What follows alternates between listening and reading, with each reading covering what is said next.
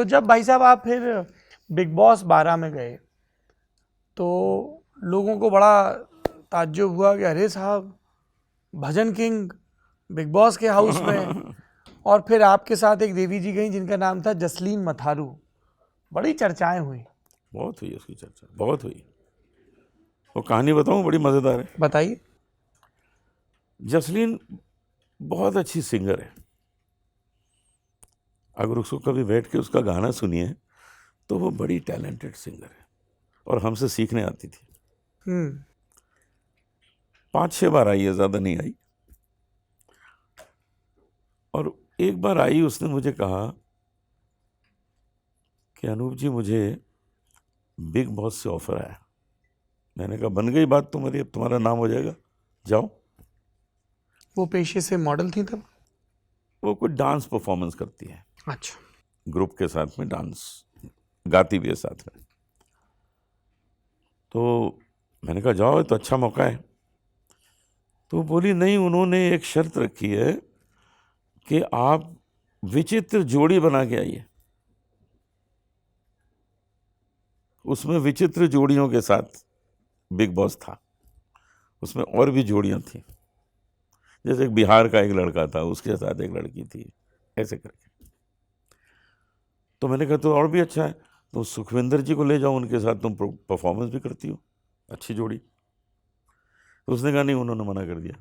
तो मैंने कहा मैं भी तो मना कर रहा हूँ, मैं नहीं आऊँगा, मुझे टाइम नहीं मिलता है। कॉन्सर्ट्स मेरे 20 तो कॉन्सर्ट करता हूँ महीने के, कहाँ टाइम मिलेगा मुझे। खैर उसके पिताजी भी आए, उन्होंने मनाया, उन्होंने उससे बातें की। तो मैंने एंड में कहा ठीक है चलो चलता हूँ, लेकिन एक शर्त पे चलूँगा, गुरु शिष्य बन के जाएंगे। उसने कहा ठीक है। अब जब पहले दिन स्टेज पे हम आए, सलमान खान खड़े हैं, मैं आया, मैंने आके गाना गाया, ऐसी लागी लगन गाया।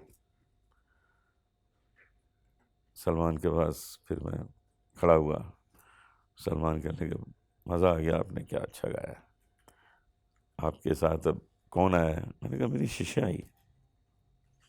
क्या ठीक है, उसको भी सुनते हैं। फिर उसने एक आइटम करके दिखाया, बहुत अच्छा किया। फिर वो आई सामने, तो सलमान ने पूछा शिष्या है इनकी? कहती नहीं, मेरा इनसे 3 साल से अफेयर चल रहा है। मैंने कहा ये क्या हो गया, ये तो तय नहीं था हम लोगों का। क्या कि वहां नहीं बताना था? नहीं बताना था, वो तो था ही नहीं, था ही नहीं, तो बोलना नहीं था। हम मतलब 3 साल से नहीं था या था ही नहीं? नहीं, था ही नहीं, हम तो जानते ही नहीं थे इतना। 4-5 बार तो गाना सीखने आई थी, बस खत्म।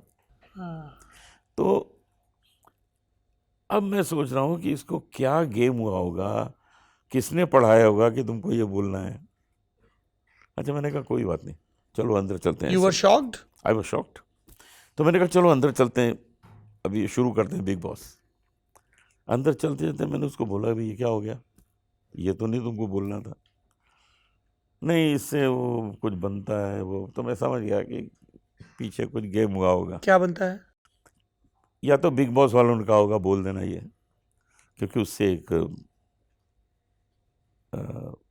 अफवाह उठती है। अच्छा, 1.5 महीना हम अंदर रहे।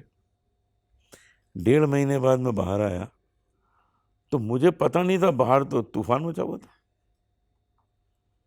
हम तो अंदर थे, ना वहाँ न्यूज़पेपर होता है, ना वहाँ घड़ी है, ना कोई टेलीविज़न है, ना न्यूज़पेपर है, सेल फोन नहीं।